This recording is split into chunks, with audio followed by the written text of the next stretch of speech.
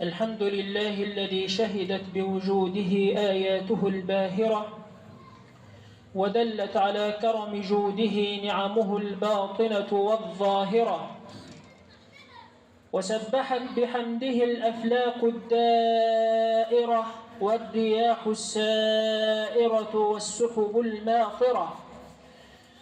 هو الأول فله الخلق والأمر، وهو الآخر فله الرجوع يوم الحشر، وهو الظاهر فله الحكم والقهر، وهو الباطن فله السر والجهر. وأشهد أن لا إله إلا الله وحده لا شريك له، له الملك وله الحمد وهو على كل شيء قدير. الله ربي لا أريد سواه، هل في الوجود حقيقة إلا هو؟ يا من وجب الكمال بذاته، فالكل غاية فوزهم لقياه. عجز الأنام عن امتداحك أنه تتصاغر الأفكار دون مداه. من كان يعرف أنك الحق الذي بهر العقول فحسبه وكفاه. وأشهد أن سيدنا وحبيبنا وشفيعنا محمدًا عبد الله ورسوله وصفيه من خلقه وحبيبه، إذا سار سار النور معه، وإذا نام فيح الطيب مضجعه، وإذا تكلم كانت الحكمة مرفعه. يا فوز من صلى عليه، فإنه يحوي الأماني بالنعيم السرمدي. إن شئت من بعد الضلالة تهتدي، صلي على الهادي الحبيب محمد. أوصيكم ونفسي بتقوى الله. أما بعد، فيا معشر المسلمين، أتحدث اليوم مع حضراتكم عن أخطر قضية من قضايا الإصلاح، بل ينبغي أن تكون تلك القضية هي الأهم في حياتك، والتي تشغل عقلك وفكرك وحياتك كلها، لأن في صلاحها وإصلاحها صلاح الدنيا والآخرة، وفي ضياعها وخسارتها خسارة الدنيا والآخرة. ترى ما هي هذه القضية التي سيسألك الله عن صفحاتها صفحة صفحة؟ وما هو هذا الهم الذي إن لم تشغل نفسك به لن تشم رائحة الجنة؟ إصلاح الأولاد في الإسلام، إصلاح الذرية، مسؤولية إسلامية.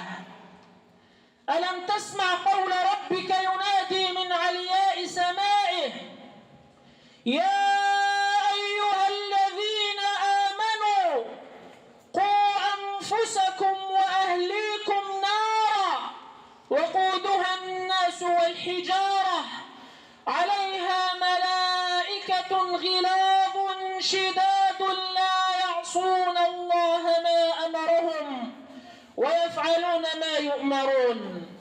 حذاري حذاري أن تضيع الأمانة التي ائتمنك عليها ملك الملوك وجبار السماوات والأرض. يقول النبي صلى الله عليه وسلم في هذا البيان النبوي الذي يفتح القلوب والعقول، قال صلى الله عليه وسلم فيما أخرجه البخاري ومسلم: من استرعاه الله رعية يموت يوم يموت وهو غاش لرعيته إلا لم يشم رائحة الجنة، والعياذ بالله. فإياك ثم إياك أن تضيع وأن تخون هذه الأمانة. يا أيها الذين آمنوا لا تخونوا الله والرسول وتخونوا أماناتكم وأنتم تعلمون. والسؤال الأهم الآن: هل من سبيل لأصلح أولادي وذريتي في ظل هذا الواقع المزدحم بالشهوات والشبهات، وفي ظل هذا الباطل المزين والمزخرف والمزركش، هل من سبيل لأصلح أولادي في هذا الزمان؟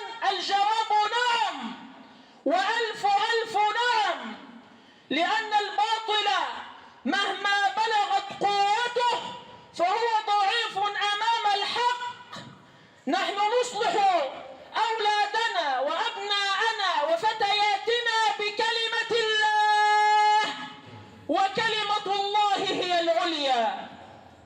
فما هو السبيل البناء لإصلاح البنات والأبناء؟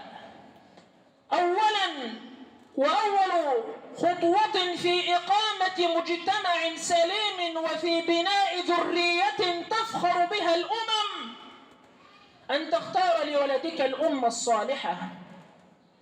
وهنا تفهم كلمة النبي صلى الله عليه وسلم والتي هي جبين فوق رؤوس الزمان: فاظفر بذات الدين تربت يداك.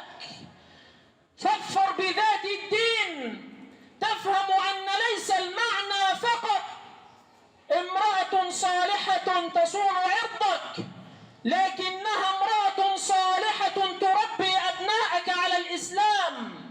فالمرأة الصالحة في البيت هي منبع الأمان في المجتمع كله.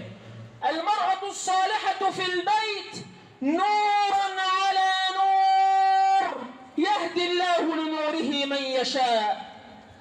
وهنا يقول أحد الشعراء ممتنا على أولاده أنه اختار لهم أما صالحة، يقول: وأول إحساني إليكم تخيري لماجدة الأعراق باد عفافها. لماجدة الأعراق باد عفافها. النقطة الثانية أن تغرس في ولدك العقيدة الصحيحة، أن تفهمه ما معنى لا إله إلا الله ومحمد رسول الله، أن تعلمه المراقبة، أن يراقب الله عز وجل، أن تغرس فيه الأخلاق الصالحة من أمانة وصدق، ولتكن أنت القدوة أمامه. الأمر الثالث القرآن، وما أدراكم ما روضة القرآن. يقول الإمام الشافعي وهو يوصي تلميذه الإمام الربيع بن سليمان المرادي عليهما رحمة الله عز وجل، يقول له: إذا أردت إصلاح قلبك أو ابنك أو أخيك أو من أردت إصلاحه فأودعه في روضة القرآن، وفي صحبة القرآن، وفي صحبة أهل القرآن، سيصلحه الله شاء أم أبى بإذنه تعالى. وكما قال أحد السلف: علم ولدك القرآن والقرآن سيعلمه كل شيء. الأمر الرابع أن تروح عن ولدك ترويحا مباحا، فالترفيه العفيف من أبجديات ديننا الحنيف بلا إفراط ولا تفريط. روحوا عن القلوب ساعة فإن القلوب تمل، كما يروى عن أحد السلف. من أهم ما يمكن في قضايا الإصلاح لذريتنا وأولادنا ألا ننشغل عنهم. فكم من أب انشغل عن ولده بالبناء له ونسي أن يبنيه على تقوى من الله عز وجل ورضوان. كم من أب انشغل عن ولده بجمع المال له ولم يجمع قلبه على كلمة الله عز وجل وطاعة الله وطاعة رسوله. ماذا ستنفعك الأموال إذا عدت بعد سنوات وسنوات فوجدت ولدك جسدا دون قلب، وجدته صورة دون معنى؟ القرآن الكريم وبالأخلاق الصالحة من هنا تبدأ وتنتهي وقضية التربويين وأهل التربية من الأمور المهمة ونحن نصلح أولادنا ونهذب أبناءنا ألا نعطي لهم عطاء يشغلهم عن الفرائض وعن الصلوات. لا تسرف في العطاء لولدك، لا تنفق عليه ببذخ وتعطيه مالا يضيعه. أنت تعطي لولدك ما يحتاج لا كل ما يطلب. يقول أبو العتاهية: إن الشباب والفراغ والجدة مفسدة للمرء أي مفسدة. حين يجتمع شباب وفراغ وجدة، مال وفير في يد إنسان تجتمع معه هذه الثلاثة في وقت واحد، تفسده أيما إفساد وتضيعه الضياع كله. أيها الأحبة في الله، أبناؤنا هم فلذات أكبادنا، وهم أمانة من الله عز وجل عندنا، فإياك ثم إياك أن تضيع هذه الأمانة. فإن اليتيم هو الذي فقد توجيهات أبيه وأمه.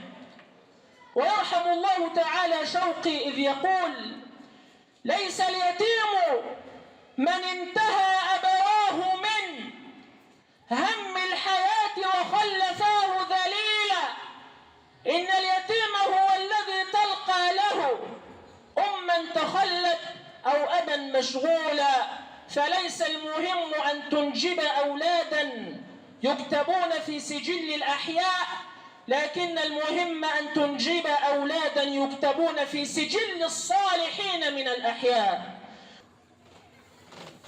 الحمد لله، وأصلي وأسلم على رسول الله، وبعد. صرخة وهمسة، صرخة في أذن كل أب انشغل عن ولده وانشغل عن حمل همومه. من ينشغل عن حمل هم ولده صغيرا ستلاحقه الهموم وتستحوذ عليه بسبب فساد ولده كبيرا. فبدلا من أن تحمل هما صغيرا في بداية حياته، ستملأ الهموم حياتك وأنت كبير بسبب تضييعك لولدك وهو صغير. نرى في بيوتنا توجيها مختلفا لمفهوم الغضب عندما لا يقوم الأولاد بواجباتهم. تجد أبا يثورا ثورة بالغة عندما يرسب ولده في الامتحان في مادة، أو يفشل في سنة دراسية، ولا يتمعر له وجه عندما يترك ولده الصلاة عمدا. ولدك إذا كان مستواه ضعيفا في مادة سيكون متفوقا في مواد أخرى، وإذا رسب في سنة سينجح في السنة التالية. إذا فشل ولدك في التعليم سينجح في التجارة، أو سينجح في صنعة، أو في أي عمل يخدم به مجتمعا. لكن الثورة الحق والغضب الذي لا بد أن يكون عارما حين ترى ولدك يضيع الصلوات وأنت تضحك، حينما يسبك ولدك وأنت تضحك بهدف السخرية، سيشتمك حينما يكبر، ولن تستطيع أن تغير فيه شيئا لأنك من صنعته بيديك، فولدك هو صنعتك، هذه بضاعتك ردت إليك. أيها الأحبة في الله، همسة في أذن كل أب يتقي الله ويرجو الخير لنفسه والنجاة. إن جذور التربية مرة، لكن ثمارها لذيذة. ومن أدب ولده صغيرا سعد به كبيرا، فطوبى لمن ربى ولده على الإسلام، ويا أسفا لمن كان سببا في انحراف ولده. يقول أبو حامد الغزالي رحمه الله: والصبي أمانة عند والديه، فإن عود الخير وعلمه نشأ عليه وسعد في الدنيا والآخرة. أما إن أهمل إهمال البهائم شقي وتعس. وأخيرا وليس آخرا، قد يجد الوالد من نفسه تقصيرا في بعض الصلوات، أو تقصيرا في الصلوات في جماعة، أو يجد من نفسه جرأة على بعض المعاصي ويريد أن يغير ولده. هذه فرصة عظيمة لأن تغير نفسك لكي تغير ولدك. لو لم يكن عندك هدف من تغيير نفسك سوى أن تغير ولدك لتسعد به في الدنيا والآخرة، هذا هدف كفيل بأن تنجح في هذا الأمر نجاحا بالغا. واستعن بالله عز وجل واعمل والله معك، اعمل والله يراك، وقل اعملوا فسيرى الله عملكم ورسوله